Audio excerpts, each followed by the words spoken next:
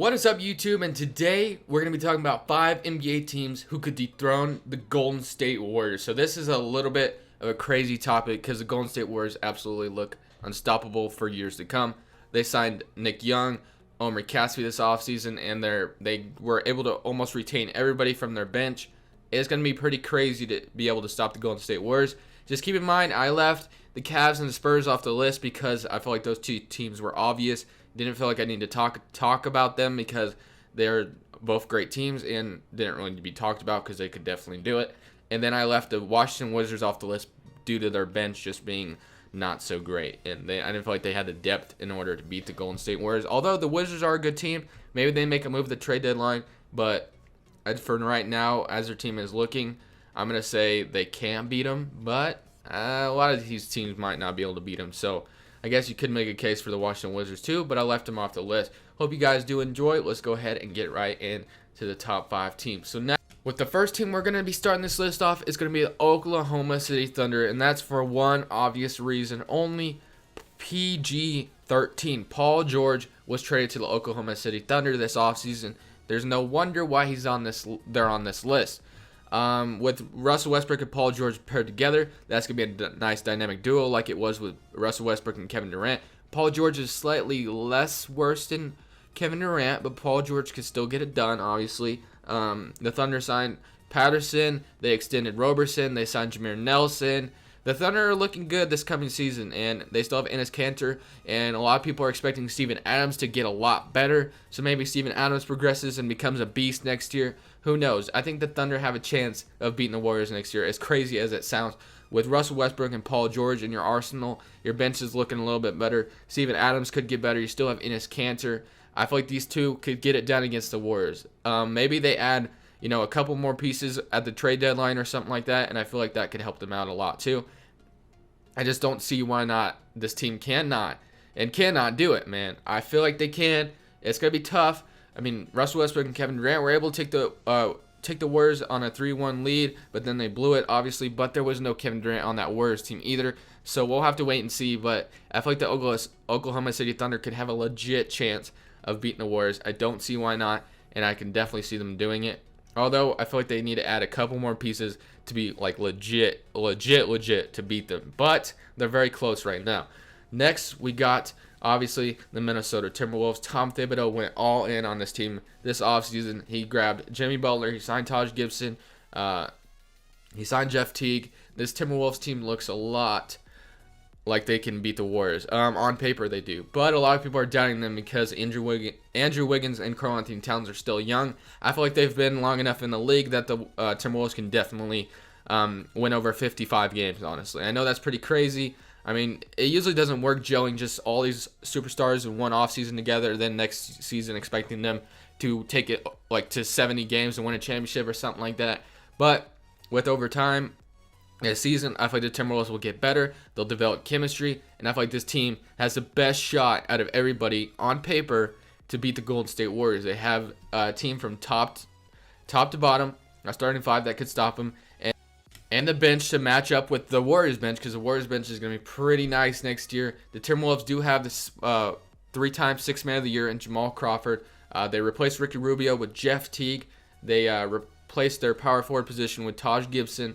So basically you got Jeff Teague, Jimmy Butler, Andrew Wiggins, Taj Gibson, Karl-Anthony Towns, freaking Jamal Crawford off the bench, Gorgie Deng off the bench, Tyus Jones off the bench. It's going to be a pretty crazy team right here. The Timberwolves should be very, very good next year. A lot of people are kind of doubting them, saying that they're too young and stuff. But in my opinion, I think they can get it done, man. I think they can get it done. And Karl-Anthony Towns on Draymond Green might be a mismatch for the Warriors. We'll have to wait and see about that, though. I feel like this team has the best shot, man. I feel like everybody can agree with me on that. This team on paper has the best chance of beating the Warriors next year. Plus, they might be able to stop the Warriors from making it to the NBA Finals since they're in the same conference, which that would be absolutely insane if the Warriors didn't make the Finals next year, because everybody are, already betting on that. But next, we got the Boston Celtics. So I feel like the Celtics have a great shot at coming out of the Eastern Conference this year just because Kyrie Irving is expected to be traded from the Cavaliers. Although LeBron James is going to be on that Cavs team still, and he still is LeBron James, I just feel like that the Celtics do have a great shot. what's scary about the Celtics is they have five small forwards on the roster. I guess people are saying that Marcus Morris could play power forward, and that's fine. You still have 4 on your roster pretty much that could all be in your rotation if you're counting Marcus Morris out. So anytime, any given moment, the Celtics can package like 2 or 3 of those guys to get another player. And they still have that 2018 Nets pick. Whether or not they decide to keep it or not, they signed Gordon Hayward this offseason, and they have the ability in their back pocket to go out and get another all-star, which is pretty insane. This is why the Celtics, I feel like, are a scary team to come and have the assets in order to trade for an all-star. It's pretty crazy. They could pair somebody up with Isaiah Thomas, Gordon Hayward, and Al Horford. So it's going to be pretty scary to see what the Celtics could do this coming season. They can definitely get another superstar in their back pocket and then definitely come out of the Eastern Conference. I feel like LeBron James is only one person, and we saw that in the NBA Finals in 2015, I think it was, where he was alone with the Warriors. He did take the Warriors to 6, but he couldn't get it done by himself. Kyrie Irving was injured that year, and we definitely saw that LeBron James can't do everything by himself in that series. But the Celtics aren't the Golden State Warriors, but I feel like the Celtics have a great shot of beating the Warriors just because they have the ability to get another All-Star. The Celtics have a ton of depth, and I feel like they match up well against the Warriors. But we'll have to wait and see even if the Celtics can get out of the Eastern Conference first in order for them to dethrone the Warriors at all. But we'll have to wait and see, of course. This NBA season should be a lot of fun. Next, this one's a little bit crazy. You're seeing the 76ers. You're like, what the hell is this guy thinking? The Philadelphia 76ers. I may be trusting the process a little too much here, but with this team looks really, really good on paper. Markelle Fultz, J.J. Redick, Ben Simmons, Joel Embiid, Dario Saric. Oh my gosh, what a starting 5 that is. Very young starting 5. Now, next year, I don't think they're going to be able to do it. They're too young, and we have yet to see if this team can even be healthy. So, in this scenario, I feel like we have to wait for this team to be completely healthy. Like, everything has to go right for the 76ers because a lot of their big 3, everybody out of their big 3 has only played 31 games, and that's from one person, Joel Embiid. He's only played 31 games in 3 seasons that he's been in the NBA. Ben Simmons hasn't stepped on the court yet. Markelle Fultz hasn't stepped on the court yet. So, pretty crazy. Their big 3 has not even pretty much played that many games, and everybody is trusting the process. I feel like this team can make the playoffs next year. I do. I feel like they can. I don't see why not. The Eastern Conference looks a little bit weak. I hope the 76ers stay healthy because they're going to be a ton of fun to watch. Brett Brown's going to have a lot of fun coaching this team, and could they dethrone the Warriors as much as next year? No, probably not, but I had to put them on this list because on paper, for years to come, they have the best shot. They will, as they progress, they're going to get a good shot, a legitimate chance at beating the Warriors. I feel like they can. Everybody needs to stay healthy, though. That's the number one question for the Philadelphia 76ers. Everybody wants to see this team be healthy, and everybody wants to see this team make the playoffs next year because this team is just too good not to be healthy, and a lot of fun could be, had watching them.